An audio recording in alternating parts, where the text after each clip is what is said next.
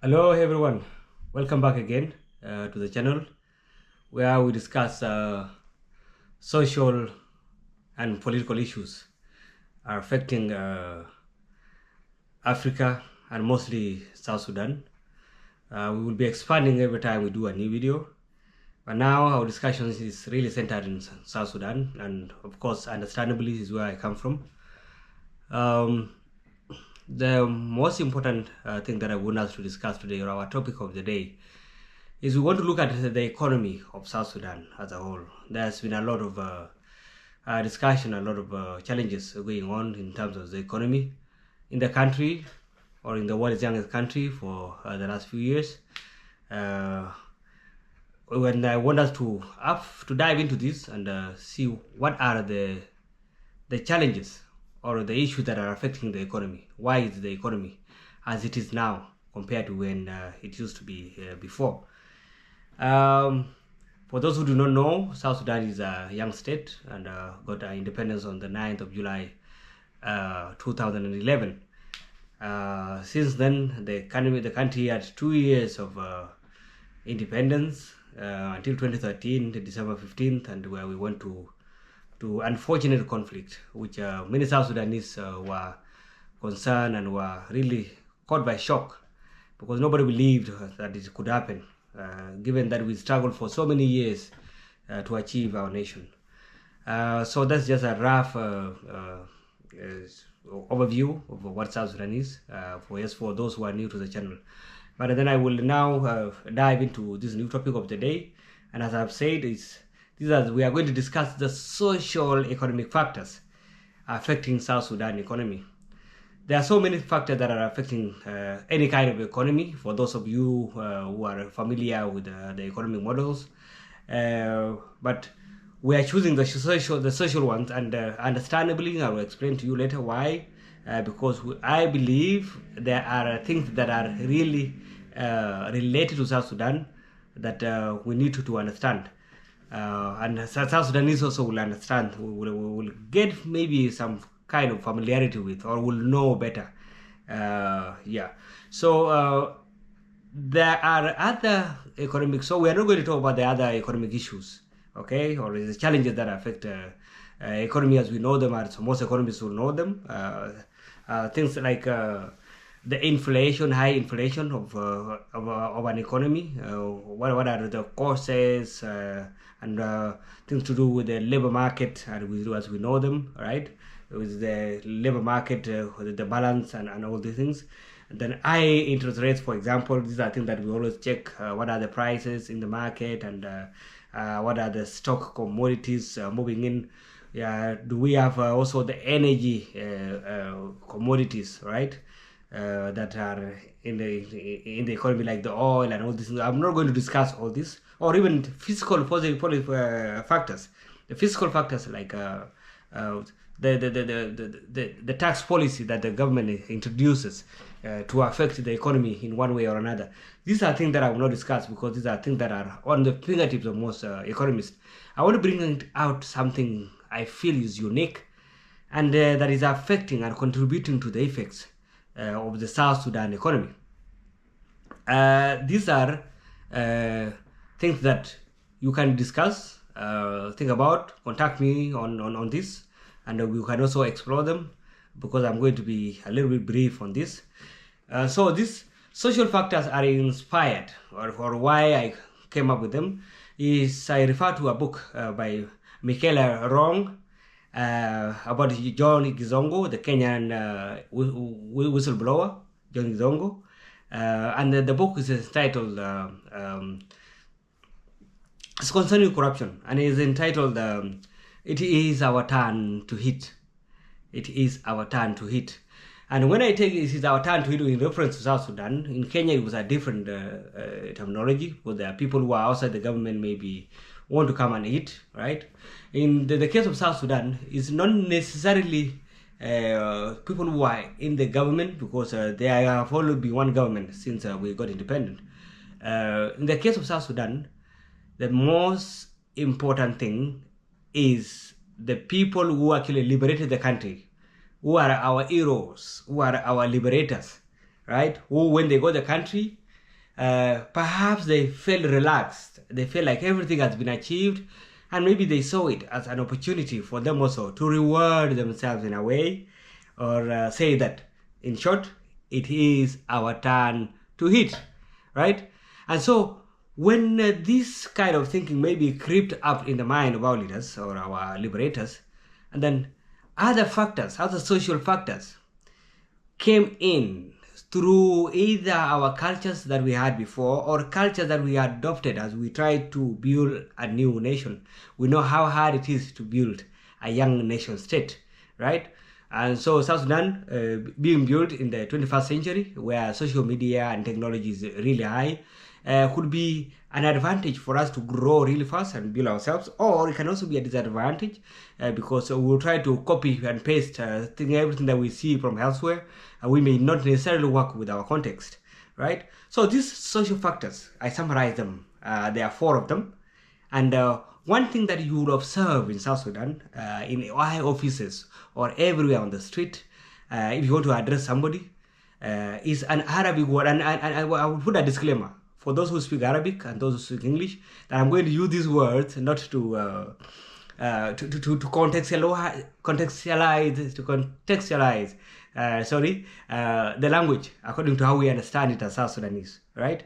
So I'll use some Arabic words and I'll use some English words, not necessarily as they are, but I will modify them to how we understand them, so that this message really go out to our people. And if you are somebody, a friend of South Sudan who have been in South Sudan, you will surely get you will understand what I mean, and I think you will also want to add something.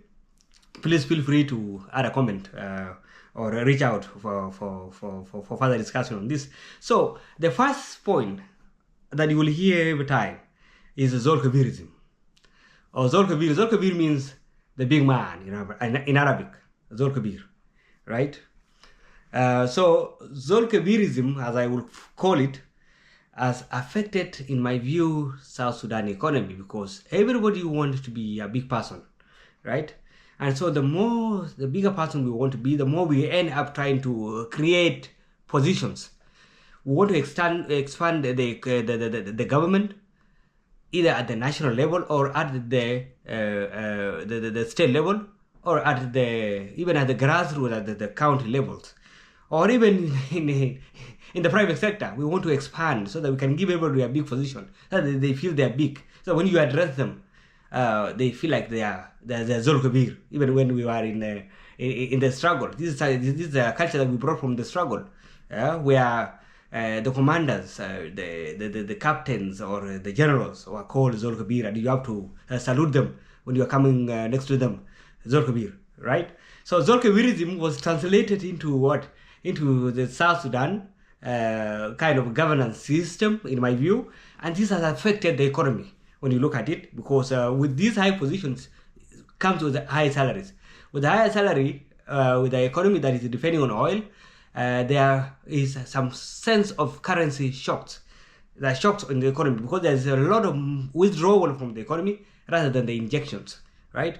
And so, and we end up then having a circle where money is circulating between the Zolkerbirs or the Zolkerbirists, as I will call them, while the people who do not have keep on suffering, and therefore the Zolkerbirs keep money to themselves, right? And they are close people, while the masses where the money could come from do not even have this kind of money. So Zolkerbirism is a big factor that I feel is affecting the economy of South Sudan, because the inflation rate now in South Sudan are very high, right? We're talking of when we got independent, the $1 US dollar was equivalent to 1.5 South Sudanese pound. As I do this video, I think one US dollar is 450 South Sudanese pound, if I'm not wrong. And this is the inflation rate keep changing every day, so this increases every day, right?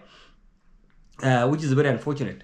And when you look at the next one, which is number 2, I talked about Uncleism, or being an uncle. What does it mean when you are an uncle in South Sudan? Uncleism and Auntism. Let me combine these two, number 2 and 3. Uncleism and Auntism are affecting the South Sudan economy because we are a people who have this African Ubuntuism in a more massive way, I would say, South Sudanese, because we are a society where our social norms are very strong, still very strong, right? So when you have, and when I talk about Uncleism here, in this video also, note that Uncleism in South Sudan does not necessarily mean that this person is your uncle, your fraternal uncle or your maternal uncle. It can also be somebody from elsewhere who is very far ties of relationships, or even come from the same community or the same nationality. For example, you are from the Nuer nation, from the Dinka nation, from the Pujalu nation, for example. This, what is called Uncleism.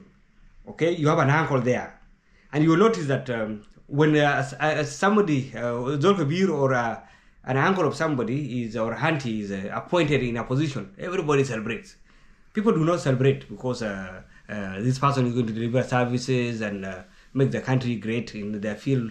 No, mostly this has been for the longest time, as I observe, it has been because it is our turn to eat, right? As auntie is our auntie, right?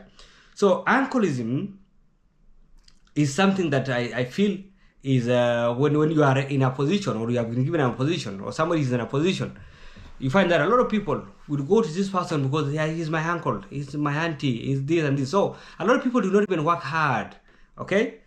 A lot of people do not work hard because this is it's like a given, right? We just need to protect this person from being removed, right? So a lot of money will then circulate within this cocoon of people, within these relatives, right?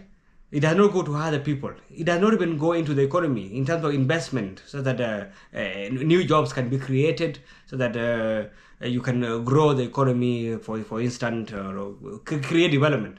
Well, it is a difference between growth and development, right?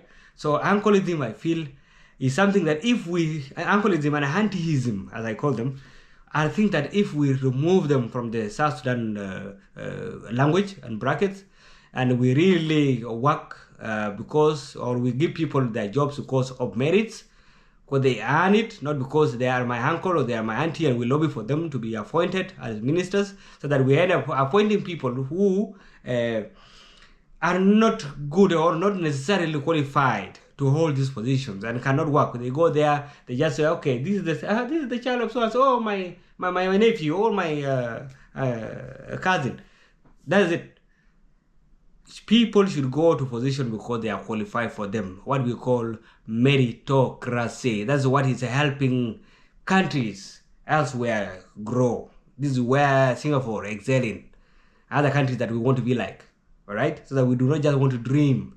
We have to actualize these kind of things. So Uncleism and Auntism are two factors that goes along with Zolkerbirism to affect the economy of South Sudan. The last point, which I think I will end here, there are a lot of things I will leave for you guys to comment on, is polygamy.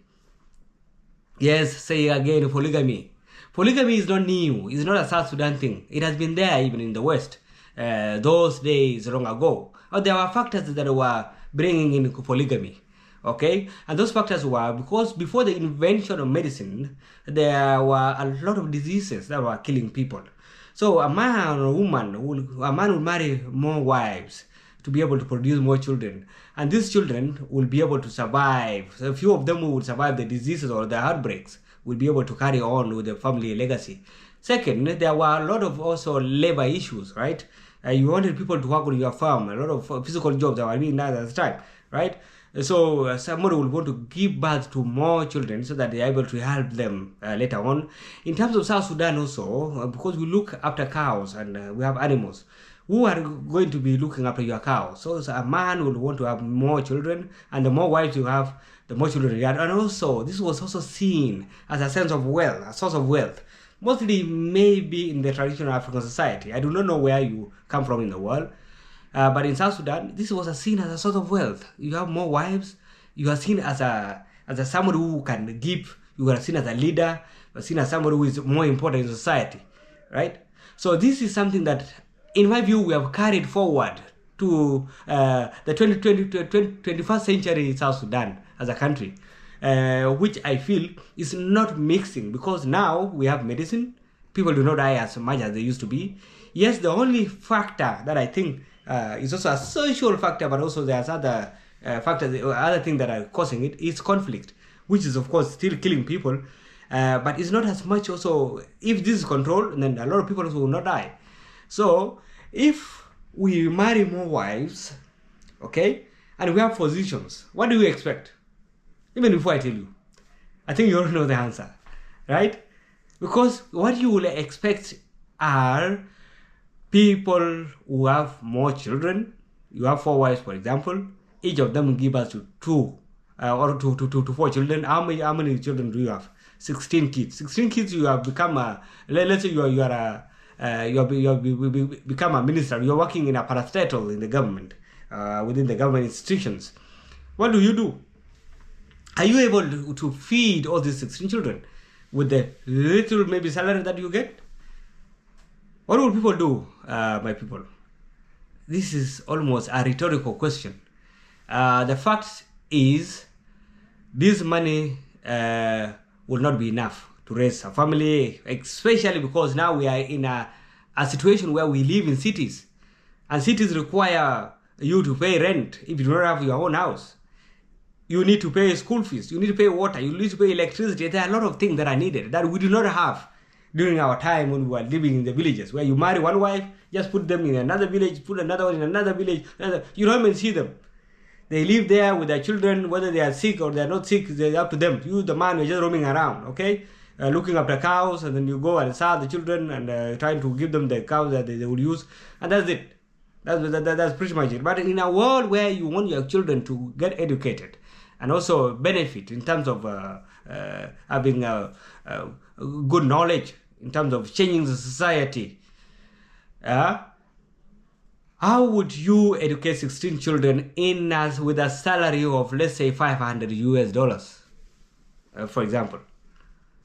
Even for people who do not have that, $200, for example, or $100. So this one, polygamy, then fuel the Uncleism and Zolkerbirism, right? You find that it creates about sycophancy. A person who has all these children and has no much education, has no much capacity to do much, will be earning $200, will go to the uncle or auntie or the Zolkerbir or the big man to get more money to be able to buy food for this family, members of these children, or also to take them to school. Oh, my uncle, oh, my child has been chased away from school. What do we do with this? Oh, my auntie, my child has been chased away from school. Oh, Zolkerbir, man, you are the only man that we know in this world. Your teeth are as white as snow. We need you to help us, please, Zolkerbir, and this and this. So these things will create psychopathy within the community and society, and you find that the economic base, even the government, if they want to collect taxes, they will not be able to get more money, right? Because there will be a lot of money being exchanged in the black market, okay? With using the black rates and everything else, right? And you'll find that there will be a few people who are very rich and a lot of people who are very poor. And polygamy is a big factor, because when you have more mouths to feed, is simple economics. The more mouths you feed, the lesser your expenditure base within the family, right? So the pyramid is like this. For example, it starts from the top and then you go down, right? The top here being you go down like this, expand. These are the dependents, right? And so you find that it is very hard to control corruption in this case. So there's a lot of people who will embezzle public funds meant for roads, meant for bridges, meant for controlling floods, meant for maybe for agricultural activities, buying fertilizers. So you find people are taking all this money for their own, and this is what is called, it is our turn to eat by John Githongo. So corruption in itself comes in because of these social elements that I feel are affecting the economy of South Sudan now, and will continue to affect it if they are not arrested by the government, the government does not come with serious reforms, or the leaders, including myself, do not come up with serious reforms and influence the next generation and show them that there are certain practices and things that we need to stop. They do not need to continue. Because if we need to live in a society like this, we cannot have peace. And if we do not have peace, we'll have war. These factors, my people, are affecting the economy in South Sudan right now, because that's why we have an hyperinflation, right? But apart from the economy being affected, they are also the causative agents for the so-called conflict that we keep on having, right? Because if people are not fully filled, their stomachs do not have food, there will always cause problems. There will always be war, right? And this war will escalate. It starts at family level, goes to the uncles and aunties, and then to the Zolkerbirism. Zolkerbirism, because they feel the pressure of the warring from family members. They also want to get bigger positions. Everybody want to fight the president, everybody want to fight the vice president, everybody want to fight the other person, and there will be war because the economy is not controlled. So what do you do as a government?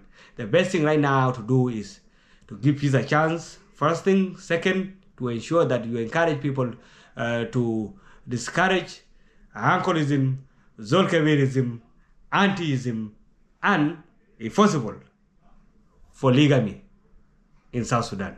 Thank you so much for listening in. I will be very happy to hear your views on this simplified economic model that I've just created. Hopefully it's going to make sense with a lot of us, so that we can put food on the table and live as people who have the ability to provide for our family again and have the confidence to face the world. Thank you very much.